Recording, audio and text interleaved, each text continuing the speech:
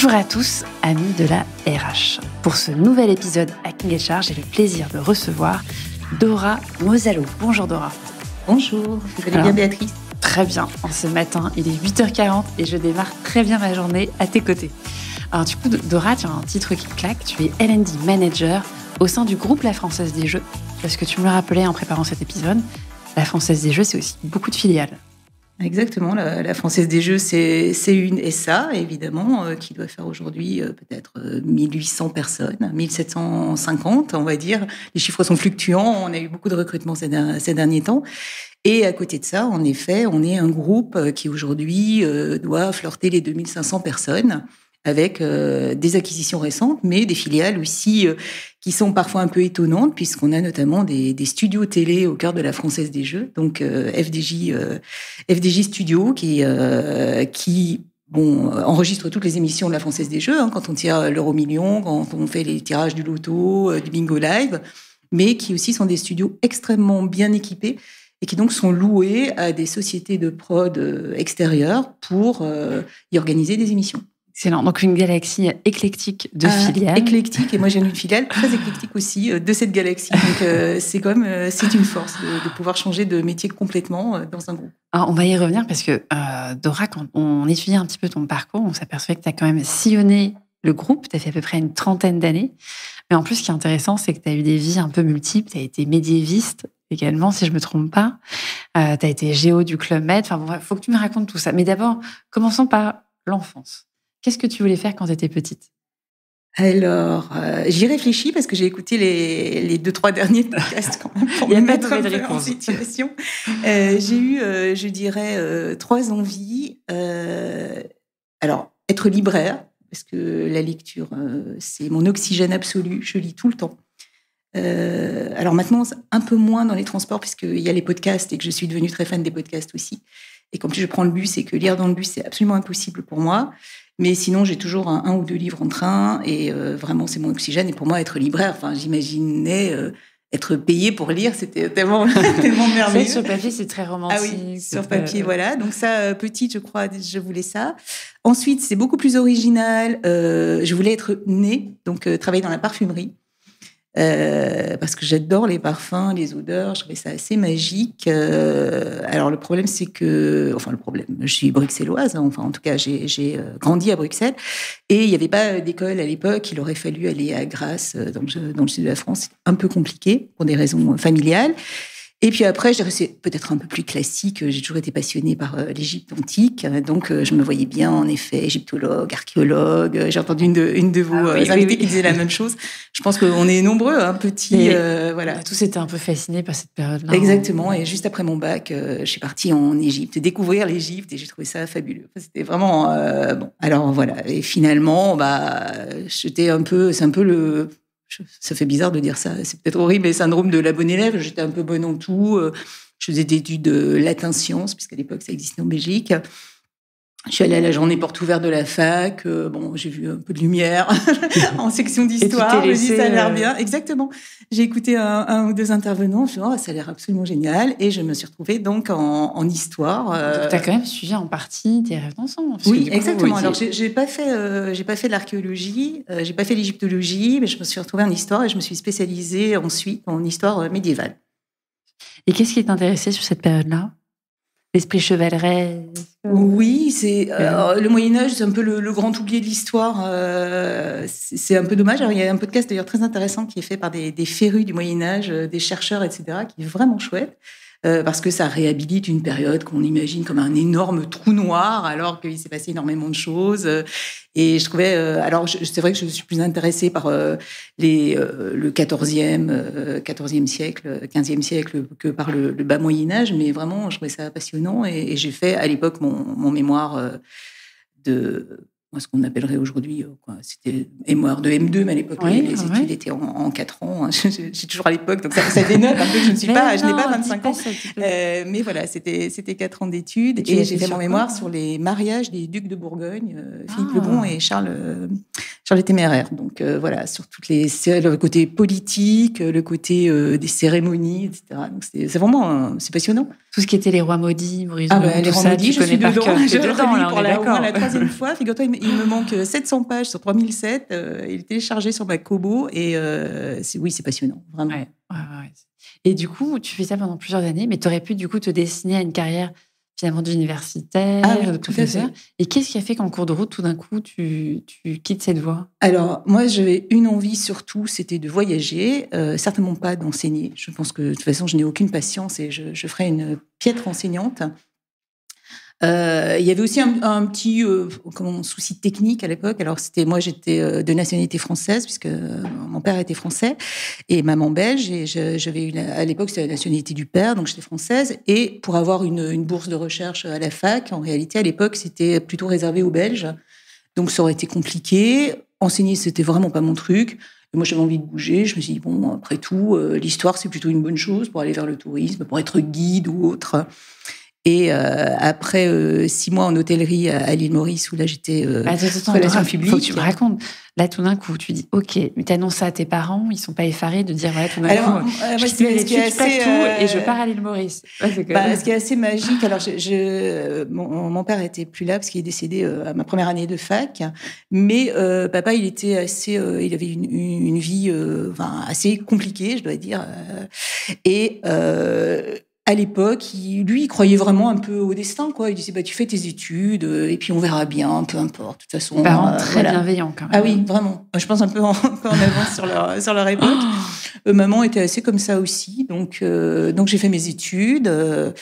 Pas toujours simple, justement, après le décès de papa, mais voilà. Et puis après, elle m'a dit, qu'est-ce que tu vas faire? Je sais pas. Moi, j'ai envie de voyager. Donc, je suis partie à l'île Maurice. Là, c'était vraiment... Je connaissais le pays. On y avait été maintes fois.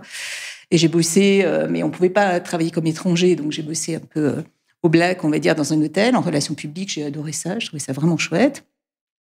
Après, je suis rentrée à Bruxelles. Maman commençait quand même à se dire que ce serait bien que j'ai un métier, quelque chose d'un peu construit. Je me suis retrouvée à travailler, je sais pas, peut-être 1 mois. J'avais passé quelques interviews dans la banque, des trucs comme ça, et d'un ennui total, donc je me voyais pas du tout là-dedans. Et puis, je sais pas pourquoi, j'ai pensé au Club Med. Je me dis, tiens, ça serait sympa, je pourrais sans doute, avec mon bagage d'historienne, faire quelque chose. Donc, je me suis un peu renseignée. J'ai vu qu'il y avait en effet des postes d'accompagnateurs excursion. Donc, on n'était pas guide, évidemment, professionnel. On avait des guides sur place. Mais il fallait quand même préparer sur le pays. Quand on était dans les bus, etc., c'est nous qui animions, on faisait des petites conférences, des choses comme ça. Il faut se remettre un peu à l'époque. En fait, c'était le Club Med de Trigano. Là, on parle de 88 quand même. C'était du coup un Club Med. Là, aujourd'hui, le positionnement est radicalement différent. Crazy Sign, le Géo, il faisait tout. On n'était pas aux 35 heures, on bossait H24. C'était des familles, c'était vraiment différent. Et du coup, tu rejoins le Club Med. Donc, je rejoins le Club Med. Il y avait un bureau je pense qu'il existe toujours à Anvers, un bureau du Club Med pour la Belgique. Donc, je suis allée passer les tests et tout là-bas. Et ça m'allait beaucoup mieux que les tests pour travailler dans une banque. Je ne sais même pas comment maman avait pu imaginer ça. Enfin, c'était vraiment pas mon truc. Et donc voilà, il m'avait dit oui. Alors, moi, je me suis dit, l'Égypte, ce serait bien, je pense. On m'a dit, on ne choisit pas ces destinations. Donc, je me suis retrouvée d'abord aux Almadies, au Sénégal. En histoire, c'était intéressant aussi, parce qu'on faisait pas mal d'excursions sur l'île de Gorée, etc. Donc, il y avait toute l'histoire de l'esclavage. Donc, c'était vraiment passionnant. Donc, là, on était plongé très vite dans le grand bain. On faisait un tour avec le responsable d'excursion. Et puis après, on se préparait des fiches, des choses pour pas dire trop de bêtises. Et puis, on prenait les groupes. À l'époque, aux Almadies, c'était en plus en fin d'été et... j'ai dû arriver en août-septembre. C'était la pleine saison des pluies. Donc, on restait vraiment sur Dakar et aux alentours, le lac Rose, la petite côte, la grande côte. On n'allait pas en Casamance parce qu'il faisait trop mauvais. Donc, c'était des excursions journées bien fatigantes. Et puis, c'était le club. Donc, le club, ça voulait dire que tous les géos faisaient les spectacles, que tous les géos, à l'époque, c'était pas... le soir avec les clients. C'était pas du all inclusive. Donc, il fallait faire consommer les clients. Donc, on devait être au bar à l'apéro, on devait être au bar au café. C'est non-stop. Ah oui, on faisait les spectacles. Alors, ça a toujours éclaté mes enfants quand je leur ai dit que je dansais le French Cancan sur scène, que j'avais les robes à froufrou, les fourreaux en paillettes, etc. Parce que c'était vraiment ça. Et après le spectacle, à 22h, il fallait aller un peu en discothèque pour ambiancer. Et puis après, on venait travailler le spectacle du lendemain. Bien sûr. Et nous, en excursion, on se levait très tôt, ce qui n'était pas le cas de tous les géos. Donc, c'était vraiment épuisant. Mais on m'a souvent dit, tu commences au Club Med en tant que géo, soit tu fais ta vie et tu fais ça pendant toute ta vie de 40 ans, soit à un moment, tu t'arrêtes parce que c'est épuisant. Toi, donc, c'est épuisant. Après, c'est vrai que c'est un peu un piège, je pense, le Club Med. Alors moi, j'ai toujours été un peu étonnée, mais c'est vrai qu'on voit ce que j'appelais à l'époque, moi j'avais 22 ans, des vieux géos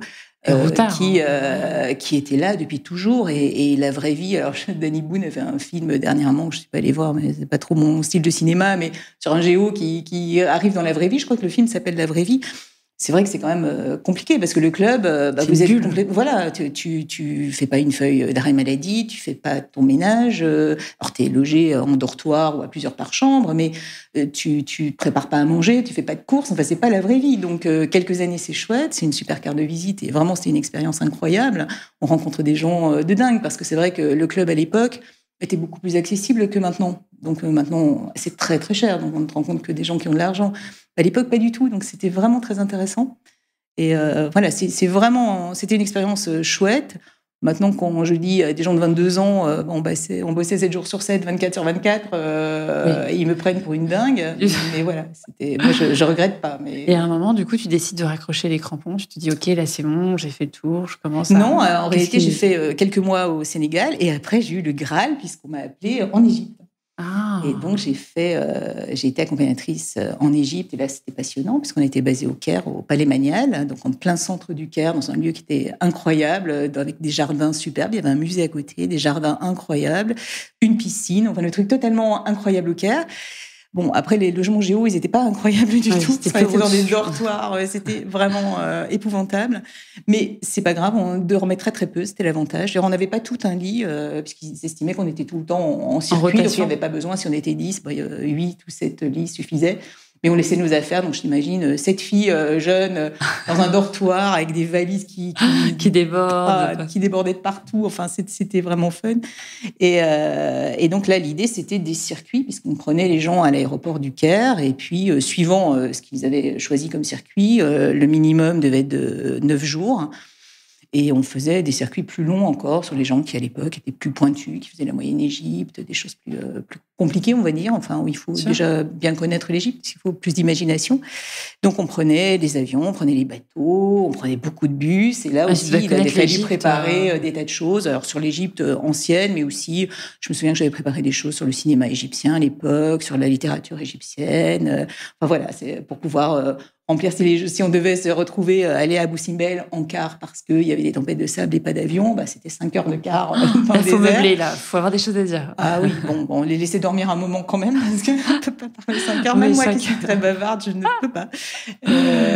Mais voilà, donc c'était vraiment, vraiment très chouette. Et puis on avait eu un tour avant, puisque moi j'étais arrivée un peu en décalé après l'équipe, puisque je venais des Almadies. J'avais fait un tour avec le responsable, et il m'avait dit... C'est très drôle parce qu'il m'a dit, bon alors, de toute façon, les clients, ils posent toujours plein de questions, puisque comme tu es là, tu es censé tout savoir.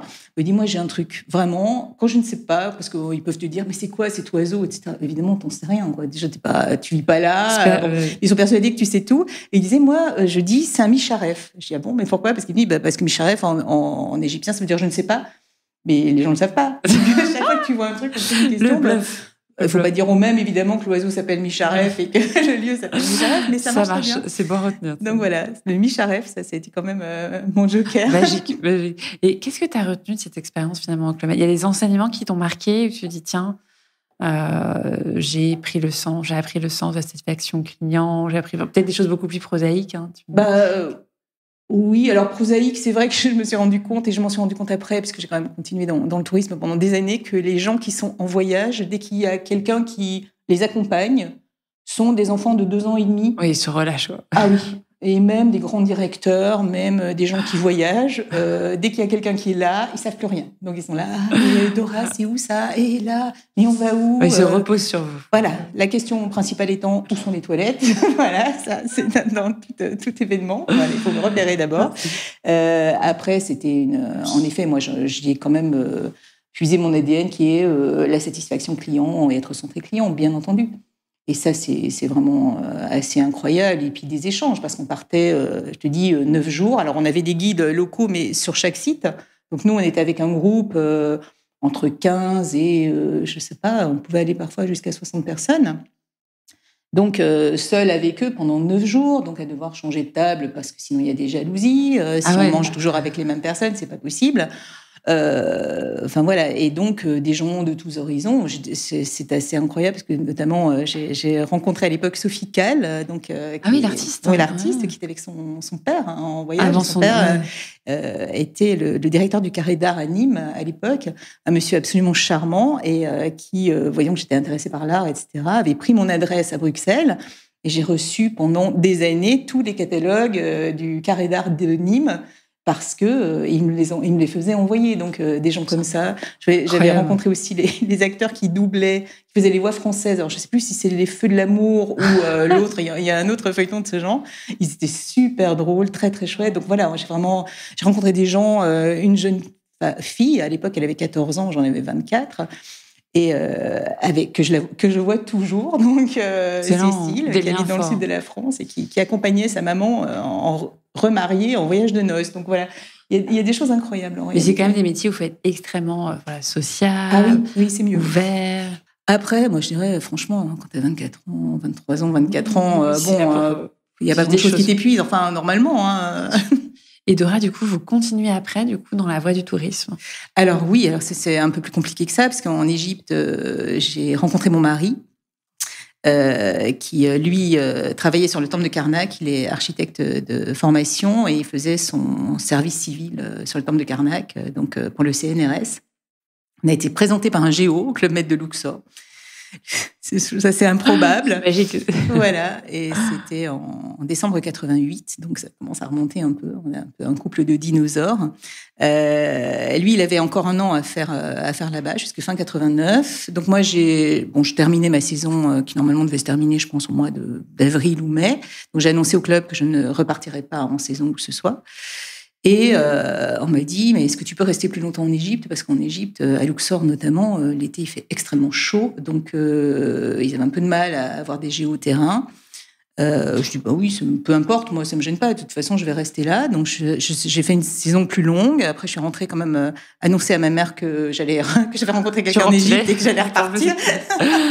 Parce qu'on parle quand même d'une époque où il n'y avait aucun moyen de communiquer.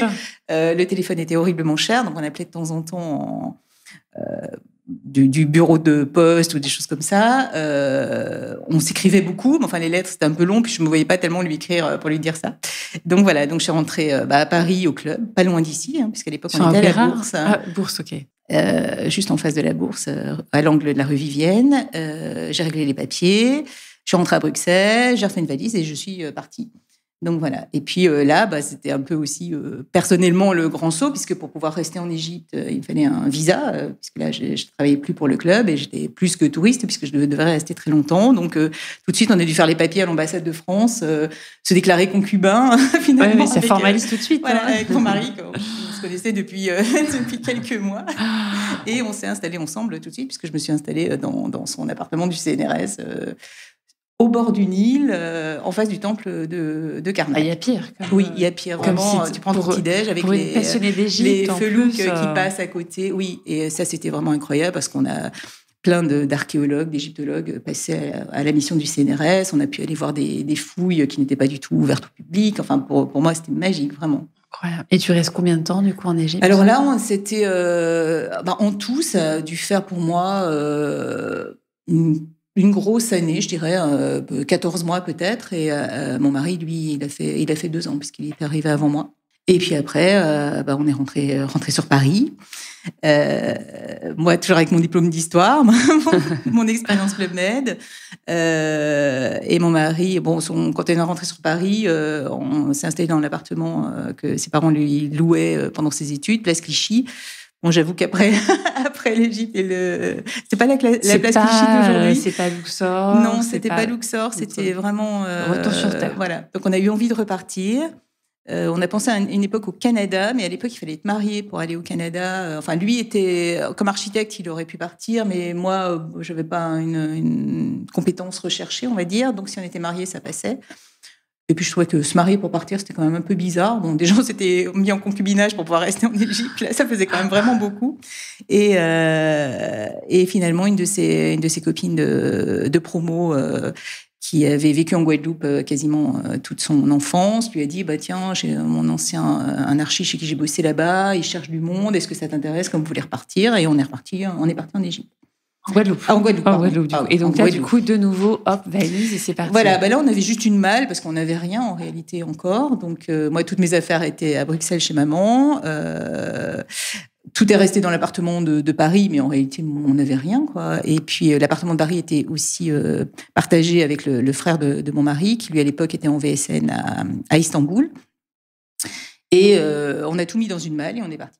Et qu'est-ce que tu vas faire en Guadeloupe? Ça, c'était le vrai problème parce que c'était vraiment pas du tout la même chose. J'ai essayé de trouver du boulot dans l'hôtellerie et dans le tourisme, puisque je me disais, historienne médiéviste, je vois pas trop en Guadeloupe ce que je vais en faire. Donc, un peu plus dur à transposer, comme. Et ça a été très, très compliqué parce que... à l'époque, c'était difficile de faire travailler ce qu'on appelle une métro. Le climat social était plus tendu. Le climat social était vraiment tendu. On parle d'un moment où il y a eu des grèves avant l'arrivée de la route de Rome, etc. Des moments très, très durs en Guadeloupe. Donc, je vais essayer aussi les agences de voyage, etc. Il n'y avait vraiment rien qui allait. Enfin, j'ai eu quelques expériences assez désagréables où j'aurais pu avoir le job, mais vraiment, j'aurais dû faire des choses que je n'étais vraiment pas prête à faire pour, donc horrible.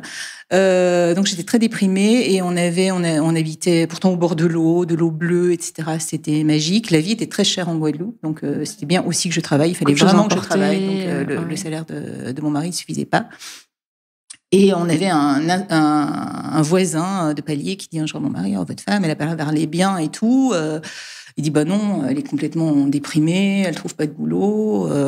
Mais qu'est-ce qu'elle veut faire? Oui, donc il lui explique tout. Il dit nous. Et lui, il était inspecteur principal aux impôts. Et il dit à Alain, on cherche des gens parce que nous, on est arrivés en Guadeloupe après le cyclone Hugo, donc il avait ravagé l'île. Le cyclone devait être en octobre 89 et nous, on a dû arriver en janvier 90, quelque chose comme ça.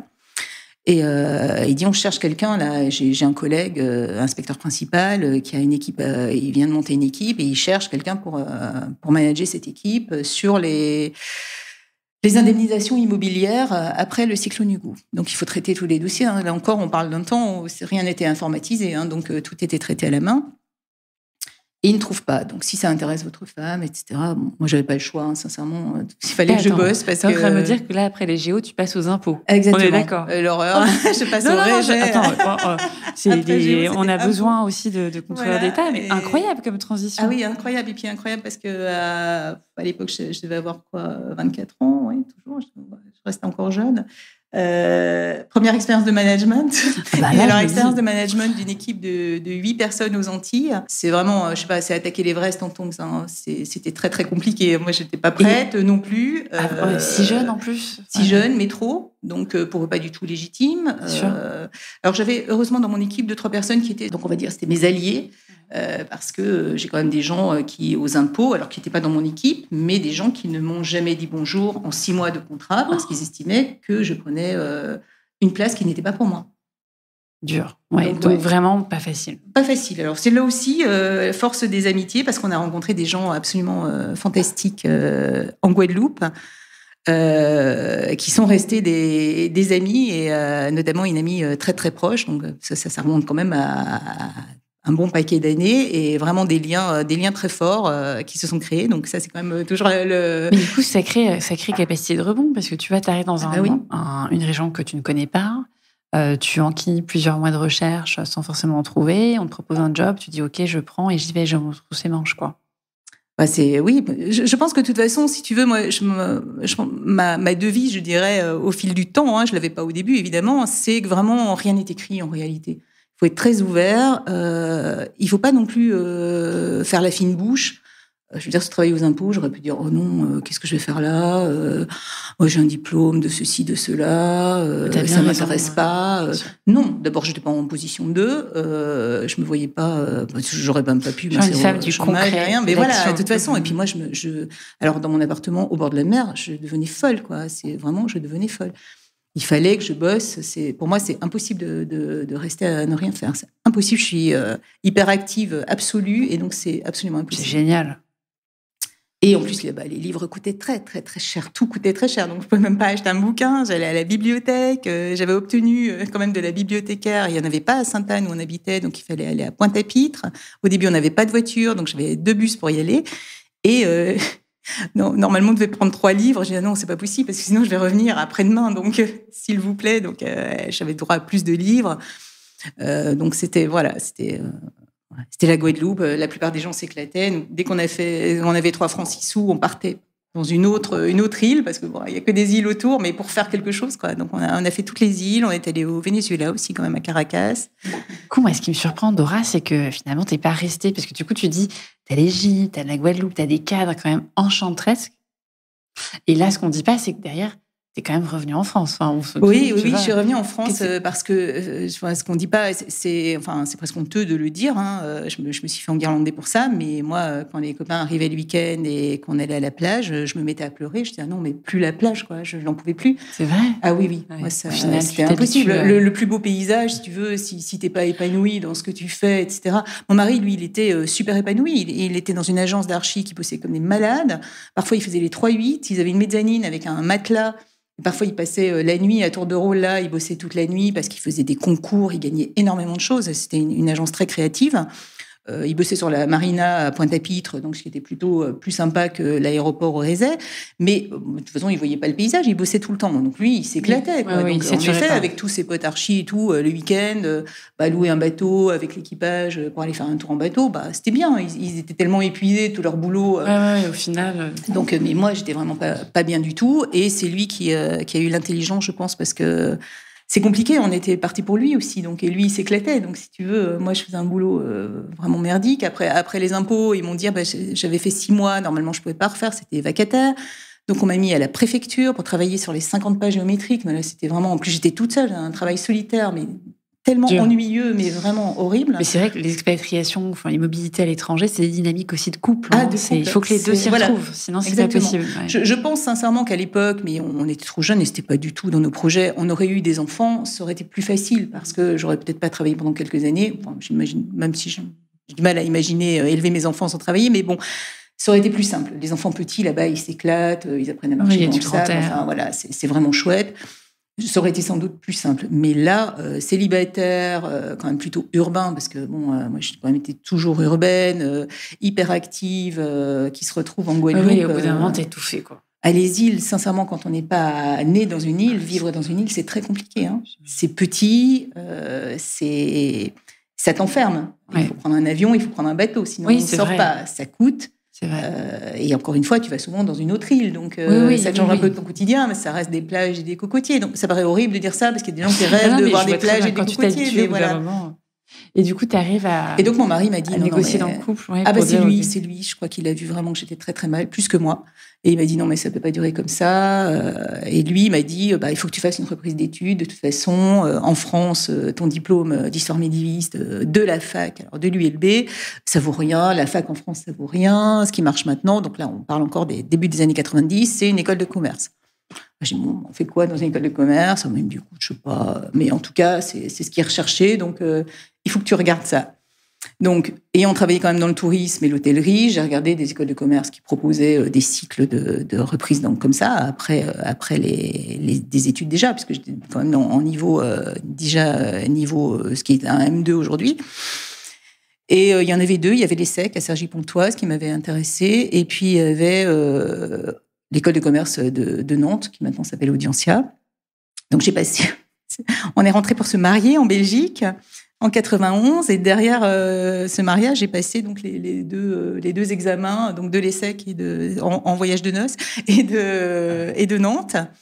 J'avais réussi les 2, mais l'ESSEC, c'était très long, c'était 18 mois. Ils avaient un partenariat très intéressant avec Cornell University, donc il fallait aller aux États-Unis pendant 6 mois.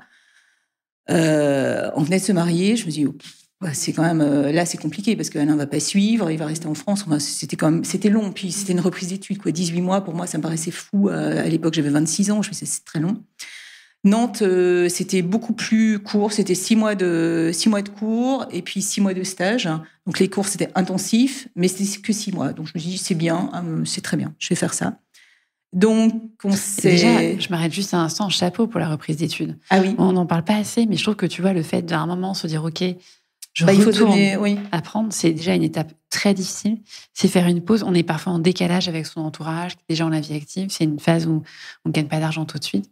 Enfin, ça implique un engagement personnel qui est très fort. C'est vrai, j'ai fait pire parce que j'ai fait une deuxième reprise d'études nettement plus tard et beaucoup plus difficile, mais c'est vrai.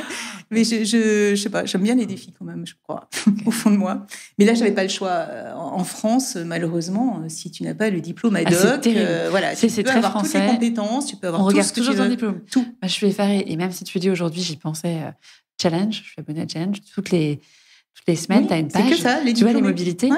On ne te dit pas vraiment, tu vois le titre du poste, mais on te mentionne les études pour des gens que ça. Qui ont 30 ans, 40 ans de carrière, comme si on était toujours renvoyés à nos études. Il y avait, enfin moi ça me... Oui, et tu vois parfois, entre parenthèses, autodidacte. Oui, dis, attention.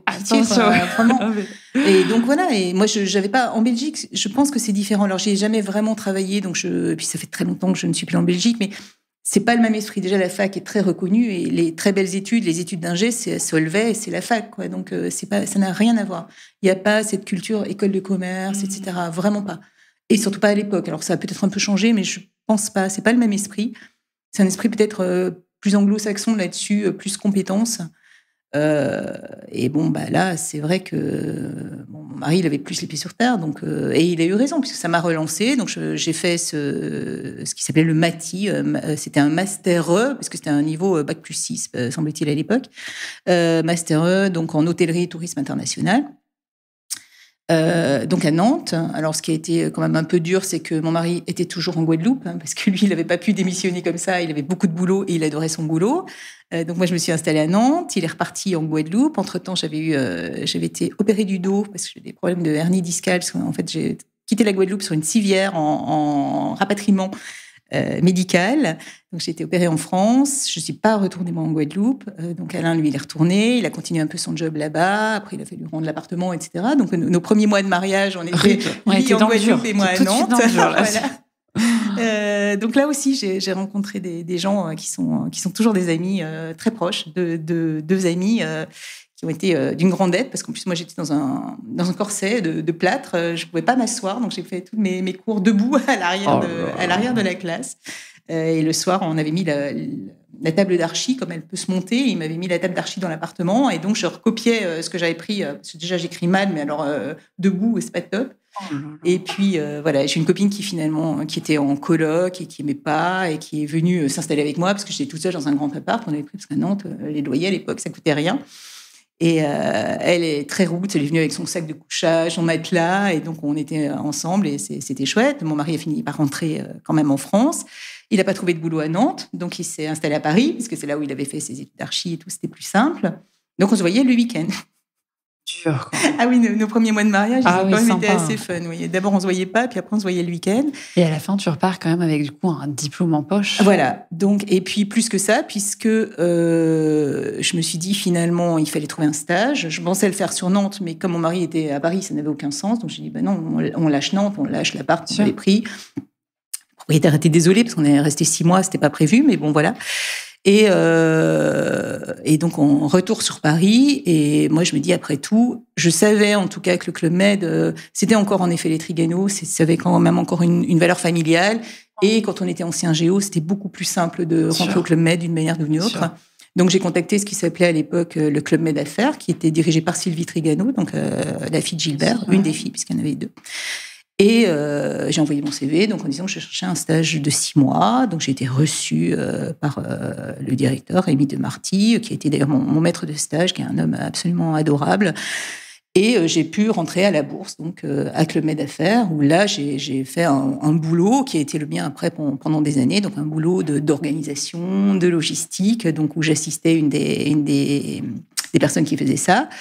J'ai fait 6 mois comme ça. J'ai vraiment beaucoup aimé. C'était assez dur parce que le club fonctionnait beaucoup, quoi. On avait énormément de travail. On travaillait, donc le Med Affaires ne travaillait qu'avec des entreprises, pas avec des particuliers. Et j'ai eu l'occasion, lors de ces 6 mois qui sont devenus après 1 an, puisque j'ai eu derrière un CDD, CDD Club Med. On n'était plus en village, c'était un peu mieux payé que le village, mais enfin, ça restait le Club Med, donc c'était quand même pas top. Mais bon, Alain, lui, travaillait sur Paris, donc on avait moins les soucis qu'on a pu avoir en Guadeloupe, donc ça m'allait bien, j'adorais ce boulot. Et pendant cette période, j'ai travaillé pour des voyages de la Française des Jeux. Donc j'ai organisé c'est là le début de l'histoire d'amour. Exactement. J'ai organisé une grosse convention courtier, j'ai organisé un gros voyage, je crois que c'était 3 fois 700 personnes en Turquie. Comment ça se fait que la Française des Jeux a des voyages? Tu peux nous expliquer? Alors la Française des Jeux a des voyages parce que la Française des Jeux a des détaillants, donc des revendeurs. À l'époque, il y avait 45 000 revendeurs de la Française des Jeux. Aujourd'hui, il y en a encore 30 000. C'est l'entreprise qui a le plus de points de vente, on va dire, de revente, beaucoup plus que la Poste ou autre. Beaucoup plus que McDo, parce qu'on a l'impression qu'il y a des McDo partout, mais il y a beaucoup plus de détaillants que de McDo, largement. Et donc, chaque année, il y avait un ou plusieurs concours de vente, à l'époque, pas mal, sur des nouveaux produits, par exemple, un relancement du loto, des choses comme ça. Et les détaillants gagnaient des voyages qui étaient des voyages vraiment assez exceptionnels, donc sur mesure. Et ils aimaient bien venir au club, et on a fait du Club Med pendant des années parce que nos détaillants, à l'époque, ne parlaient pas. Maintenant, les détaillants sont très, très différents de ce qu'ils étaient il y a 30 ans. À l'époque, souvent, ils ne parlaient pas anglais, ils aimaient bien manger. Le club, c'était parfait, faire la fête. C'est des gens qui bossent tout le temps. Et parfois, leur seule semaine de vacances, à l'époque, parce que maintenant, la mentalité a changé aussi. Les gens sont quand même un peu plus axés sur leur vie perso, même quand on est commerçant. Mais là, c'était ça. Parfois, c'est leur seule semaine de vacances. Donc, on avait les très bons vendeurs qui se décarcassaient, qui venaient régulièrement en voyage. Et c'était des voyages quand même aussi, évidemment, à visée commerciale, mais c'était avant tout leurs vacances. Et donc, ils venaient avec leurs conjoints. Jamais d'enfants, bien entendu, puisque nous, à la Française des Jeux, c'est une règle, interdiction des jeux aux mineurs, et donc jamais de mineurs sur aucun événement organisé par la Française des Jeux, bien entendu. Bon, à l'époque, moi, je n'avais pas toutes ces connaissances, j'étais de l'autre côté de l'histoire. Et c'était très intéressant à organiser parce que, en effet, ils prenaient le club, mais le club, c'était une structure. Pour eux, c'était une structure vide qui était réorganisée, rhabillée, où on faisait des soirées qui n'existaient pas. Enfin, voilà, il y avait énormément de choses, des excursions, on privatisait des excursions. Ils privatisaient le club, donc il n'y avait que la Française des Jeux dedans. Et donc, avec une vraie identité d'entreprise. Vraiment, des choses incroyables. Donc, c'est vrai que c'était un client très exigeant, mais un bon client, voilà. Et tu as été happée par eux? Qu'est-ce qui s'est passé? J'ai été happée par eux. C'est-à-dire qu'ils avaient une filiale, donc la Française de Motivation à l'époque, et la personne qui s'occupait de ces voyages à l'étranger, Christophe Mervent, donc qui a été mon contact, m'a dit à la fin du 3e voyage, il y en avait le 3e, il était en décembre 92, donc je l'avais monté, mais je partais moi à la fin novembre. Et donc, il m'a invité à déjeuner pour me remercier. Et puis, il m'a dit, mais c'est quoi tes projets avec le club et tout? Je dis, tu sais, des projets, j'en ai pas. Je suis en CDD, donc je finis normalement en novembre. Il me dit, parce que nous, on monte un nouveau projet qui n'était pas un projet voyage, qui était un projet pur logistique, puisque sur le site de Vitrolles, puisque la Française des Jeux a un site à Vitrolles, à côté de Marseille, qui est le site où il y a toute l'électronique, les ordinateurs de prise de jeu. Donc, c'est un peu Fort Knox là-bas parce que c'est un site extrêmement protégé. Oui, ouais. Et il y avait un centre de formation qui venait d'être créé. Ils avaient terminé de créer l'endroit pour justement les détaillants, pour recevoir des détaillants chaque année sur 2 jours pour de la formation commerciale, on va dire, sur les gestes, les choses comme ça, parce que c'était des profils de toutes sortes, et c'était important aussi qu'ils aient ces messages commerciaux, qui rencontrent aussi des gens de la Française des Jeux, etc. Et donc, il fallait monter tout ça, organiser les séjours sur 2 jours, de détaillants qui venaient de toute la France, il fallait trouver les prestats sur Marseille. C'était plutôt du très, très bon niveau. Donc, trouver des bons restaurants, trouver un traiteur qui puisse assurer la restauration sur le site. On a même trouvé un autocariste parce qu'on a pu mettre ça s'appelait Agora à l'époque, et donc on a pu taguer un bus Agora. Enfin, vraiment, on a été. La Française des Jeux a un sens du détail absolument incroyable. C'était aussi la grande époque des nuits fantastiques du loto, où c'était pareil. Vraiment, il y a un service événementiel interne qui fait des choses vraiment très très belles. Donc c'était assez magique, vraiment travailler dans des conditions incroyables. Exceptionnelles. Ouais. Et Dora, du coup, c'est le début de l'aventure finalement. C'est le début de l'aventure, oui, avec la Française des Jeux, et tu vas connaître 30 ans au sein du groupe. Oui. Et la trajectoire, enfin la FDJ il y a 30 ans n'est plus du tout la même qu'aujourd'hui. Entre-temps, il y a eu une introduction en bourse, il y a eu l'arrivée de Stéphane Palais qui a donné une impulsion très forte, il y a une kyrielle d'acquisition également. Qu'est-ce qui a marqué finalement ces 30 années? Est-ce que tu vois des changements dans la culture d'entreprise? Il y a énormément de changements, mais je trouve que ça s'est accéléré là d'une manière folle post évidemment privatisation, mais je dirais plus encore post-Covid, j'ai l'impression. Alors c'est vrai que ça fait un peu tarte à la crème, toujours post-Covid, mais je pense que ça a quand même été pour tout le monde quelque chose d'important. C'est une période que la Française des Jeux a traversée vraiment très très bien, en protégeant tous ses collaborateurs, mais en protégeant aussi les détaillants, parce que c'était quand même des commerçants qui n'avaient plus rien. Où finalement les commerciaux de FDP, donc notre filiale commerciale, se sont un peu transformés en, on va pas dire en psychologues, c'est pas leur métier, mais ils appelaient leurs détaillants, etc. Et non pas pour leur demander combien de tickets il fallait leur vendre, mais vraiment pour savoir comment ils allaient. Et vraiment un soutien extrêmement important. C'est un des piliers de la RSE de la Française des Jeux. C'est en effet l'ancrage territorial, c'est quelque chose de très important. Parce que ça, on peut s'arrêter quelques instants dessus. En fait, vous soutenez et vous faites vivre aussi tout un réseau de détaillants qui sont implantés dans des tout petits villages. Exactement. Où parfois, il y a juste une poste et puis il y a, du coup... il y a même plus de postes, autant te dire que dans certains villages, le détaillant, alors qui n'est pas, encore une fois, qui n'est pas du tout un collaborateur Français des Jeux, il n'y a pas de lien. Il vend les produits Français des Jeux comme il peut vendre les produits du PMU, comme il va vendre des cigarettes, comme il va vendre... Et dans certains villages, moi j'ai fait des tournées là en Bretagne, autour de Rennes, avec un commercial il y a quelques années. Et dans certains villages, la personne qui fait aussi le détaillant point de vente, il fait le dépôt de pain, il fait la poste. C'est un lieu de socialisation, c'est plein de choses. Et donc la Française des Jeux est en effet très engagée à conserver cet ancrage territorial et à permettre en effet que ce commerce de proximité existe dans les villages. Et vous avez aussi une image de marque qui s'est beaucoup modernisée. Ah oui, l'image de marque s'est beaucoup modernisée. Il y a aussi beaucoup de choses que fait la Française des Jeux depuis toujours. La Française des Jeux est le premier mécène du sport en France depuis des années. Ça ne se savait pas. Partenaire ça a commencé des JO. À se savoir. La partenaire des JO, grand partenaire de l'Euro aussi. La Française des Jeux a contribué à la construction, le renouvellement de pas mal de stades au moment de l'Euro de foot. Et même parfois, vous êtes là où on ne vous attend pas. C'est-à-dire que moi, je me souviens, je suis passée par un accélérateur qui s'appelle Willa, qui est du coup un accélérateur que je salue et qui a vraiment fait un travail super sur Paris pour soutenir les femmes entrepreneurs. Et parmi les soutiens, il y a la Française des Jeux. Exactement. Mais moi, j'ai été marraine. C'est pas vrai, on aurait pu se croiser marraine Willa, de trois jeunes gens. Alors, il y avait une femme et 2 hommes, parce que nous, on soutient quand même beaucoup les femmes entrepreneurs. On a la chance d'avoir une femme présidente de la Française des Jeux. C'est pas si fréquent en France, dans une entreprise qui est SBF 120 maintenant. Et ça a vraiment changé beaucoup de choses, je trouve. L'arrivée de Stéphane Palais, moi, j'ai connu avant 3 présidents hommes. Et le fait d'avoir une présidente femme, alors pour moi qui suis en plus féministe convaincue, je trouvais que ça changeait énormément de choses. Incroyable, les résultats sont actifs. Ah oui, elle est incroyable. Mais déjà, c'est une femme et déjà ça change tout. Ouais. C'est une femme qui sait se faire entendre, qui est arrivée dans une boîte qui était quand même pas mal assez macho. Avec des gens qui étaient installés là depuis longtemps. Il n'y a pas de turnover à la Française des Jeux, très très peu. Oui, il y a une fidélité très forte. Il y a une fidélité très très forte. C'est une bonne boîte avec des très bonnes valeurs et les gens ils sont extrêmement attachés. Des 90% d'attachement à la boîte, des taux qui font un peu République bananière et qui ne sont vraiment pas. C'est absolument incroyable. Je crois qu'on fait rêver pas mal de boîtes. Et comment t'expliques, Dora, que du coup, t'es rentrée, t'as été, donc on comprend, t'as été chassée il y a à peu près une 30aine d'années, et aujourd'hui, t'occupes un très beau poste qui est du coup R&D manager. Oui.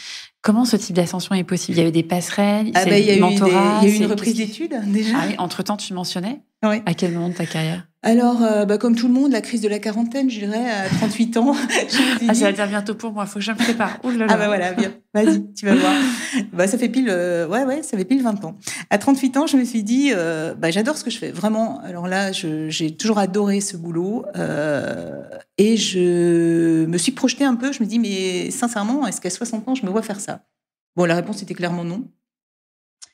Donc, je me suis dit, là, c'est un moment où tu te questionnes. J'ai 3 enfants tout petits. Qu'est-ce que je veux faire? Donc, eux, ils n'étaient pas un obstacle dans le sens où c'était vraiment pas pour eux que je voulais changer de boulot parce que j'ai toujours beaucoup voyagé avec eux tout petits et mon mari gérait, les babysitters géraient. Enfin, voilà, on s'est toujours débrouillé. Donc, c'était pas ça, mais c'est plus se dire, dans l'absolu, dans le futur, est-ce que je me vois encore faire ça? C'est un métier très stressant. J'étais beaucoup en voyage parce que je suis passée d'Agora au bout de 2 ans où ça roulait bien. J'ai commencé à travailler sur l'international, à monter des voyages, d'abord avec Christophe justement, et puis après toute seule. Enfin voilà. Donc à partir 15 jours, 3 semaines, à partir en repérage, à l'autre bout du monde parfois pour 3 jours. Enfin épuisant quand en plus tu as 3 enfants en bas âge à la maison. Quand tu rentres, que le décalage horaire, ça leur parle pas beaucoup. Hein. Donc voilà, donc tu arrives complètement mort, puis ils disaient maman. Oui, t'es pas fraîche. Voilà. Donc compliqué, mais c'était vraiment pas ça. C'était plutôt de me projeter, de me dire bon, à 60 ans, sincèrement, enfin, je serais épuisée quoi, c'est pas possible. Et aussi de me dire que intellectuellement, moi, j'avais besoin, je pense aussi au contraire, d'apprendre d'autres choses. Okay. Stimuler. Le tourisme, l'événementiel et tout, c'est très sympa. Après, en simulation intellectuelle, si tu veux, c'est pas le truc le plus stimulant. L'environnement n'est pas le plus stimulant. Alors, c'est sympa quand tu es à Vienne, que tu peux t'échapper pour aller faire une expo, un truc comme ça. C'est très chouette, mais voilà, c'est pas...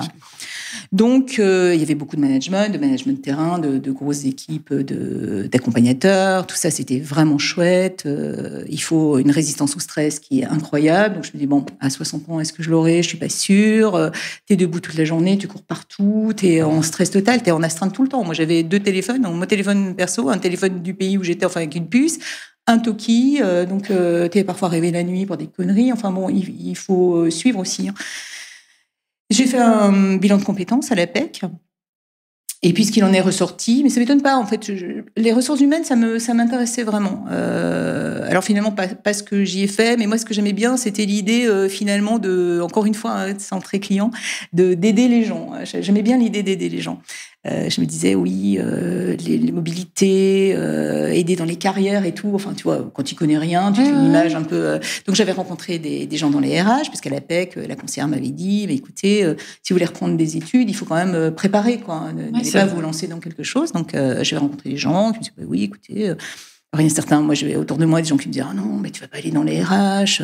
C'est que de la gestion de conflit. C'est pas du tout ton truc. Le conflit. Ah, je dis non, quelle horreur le conflit. Oui, non, mais voilà, les gens ont des visions. Et en plus, je sais pas si tu as remarqué, mais quand tu parles avec n'importe qui, ils ne sont jamais contents de leur RH. Oui, c'est sûr que c'est pas forcément. Alors quand tu es dans le learning, ça va. En général, la formation c'est plus feel good. Mais si tu dis RH, oulala. Ah ouais, les RH sont nuls. Oh les RH, j'ai demandé à mon RH, il sait pas. De toute façon, il sait jamais rien. Enfin, moi, j'entends tout ça dans toutes les boîtes. Je parle pas du tout de la Française des Jeux, mais de tout le monde. Faut que tu dises que tu es dans le learning, comme ça, tu es tranquille. Oui, ou alors les gens disent c'est quoi? Oui, mais il y a un côté, tu le dis en anglais, c'est glamour. Ça... Donc voilà, donc, à l'époque, j'étais dans rien, et bon, RH. Donc voilà, RH, on est en France. Hein. Donc moi, j'avais rencontré quelqu'un au RH de la Française des Jeux qui m'avait dit, écoute, si tu fais une reprise d'études, si tu as un diplôme RH, ça sera plus simple pour un passage à ce qu'on appelait la maison de mère, on va dire, la SA, etc. Bon, moi, j'y ai cru. Donc, je me suis préparée à une reprise d'études. Donc, on m'a dit, moi, j'y connaissais rien. On m'a dit, le meilleur, c'est le CELSA. Oui, je sais pas, moi, je suis pas parisienne. Donc, on m'a dit, CELSA, c'est bien. OK, c'est la fac en plus. Donc, c'était pas mal parce que je m'étais dit, je ne peux pas reprendre des études en travaillant et avec les 3 enfants. Donc, je vais faire une pause. Hein. À l'époque, c'était un fonds GESIF. Donc, CELSA, c'était pas mal, parce que comme ça ne coûtait pas grand-chose, le fonds GESIF était accordé plus facilement. Et encore une fois, j'avais en plus un salaire tourisme, donc ça ne coûtait pas grand-chose au fonds GESIF non plus. Et je dis, OK, CELSA, d'accord. Donc, je me suis renseignée auprès de gens qui étaient à la Française des Jeux, au RH et tout, qui m'ont filé des magazines, des bouquins. Le concours, c'est quoi? C'est un sujet généraliste RH. Ah oui, mais c'est quoi ça? Donc, je me suis renseignée auprès de RH qui m'ont dit, bah, écoute, ça pourrait être ça, ça, ça. L'année dernière, c'était ça. Bon, donc j'ai commencé à bosser tous les soirs parce que je travaillais quand même à l'époque. Donc, je travaillais le soir et le week-end pour préparer le concours. On était 700 à Cachan. Alors moi, j'avais jamais vu ça. Hein. À Bruxelles, ça n'existe pas. Le centre d'examen à Cachan, c'est rude. Hein. Tu descends tu descends de ton RER, il y a t'as 38 ans, c'est pas très t'arrives drôle. là, t'as qu'une envie, c'est faire demi-tour. Hein. Oui, c'est en pas plus, très drôle. En plus, il y a plein de gens qui sont jeunes, évidemment, hein, logique. Oui, hein, tout le monde n'est pas en reprise professionnelle. C'est pas l'endroit, j'imagine. C'est glauque, mais vraiment horrible. Donc, j'ai passé l'écrit, je l'ai eu. J'ai eu une chance folle, j'avoue, parce que moi, ce qui m'intéresse beaucoup, c'est la mobilité. Et j'avais beaucoup creusé ce sujet, et c'est ce qui est tombé. Donc, parfois, on a un petit ange gardien quand même. Donc j'ai eu l'écrit, on restait encore 100 et il y avait 27 places. Et donc j'ai passé l'oral rue de Villiers, hein, au CELSA. Et je pense que mon profil les a intéressés aussi. Et puis bon, j'avais bien bossé aussi, hein, je suis une bosseuse, donc j'avais bien préparé. Autant te dire que les week-ends, mon mari, il emmenait les enfants chez ses parents en Normandie parce que moi, je travaillais, qu'on était à 5 dans 63 mètres carrés, hein, c'est Paris, que c'était impossible de travailler en plus dans un immeuble des années 30 où tu laisses tomber une épingle, tout le monde l'entend, voilà, donc il fallait vraiment que je sois toute seule. Donc c'était quand même un projet familial, je dirais, hein, parce qu'il était très impliqué vraiment, aussi. C'est des projets familiales, une reprise d'études. Ouais. Une reprise d'études, c'est que ça. Si tu n'as pas le conjoint qui comprend et qui assume plein de choses que normalement toi tu assumes, c'est impossible. Dora, on pourrait t'écouter parler des heures. Oui, mais je suis très bavarde, je sais. J'adore, mais non, pas du tout. C'est passionnant. Moi, je retiens de cet épisode une phrase que tu m'as dit et qui m'a beaucoup marquée. Tu m'as dit, ma devise, c'est que rien n'est écrit. Ouais. Et c'est ce que tu prouves. Tu as débuté en histoire médiévale, tu as fait un saut au géo. Ensuite, tu as basculé chez la Française des Jeux et tu as fait 2 reprises d'études et 3 enfants. Ouais. Donc, je te dis bravo et merci pour ton témoignage très inspirant. Et je vous dis à très bientôt, amis de la RH.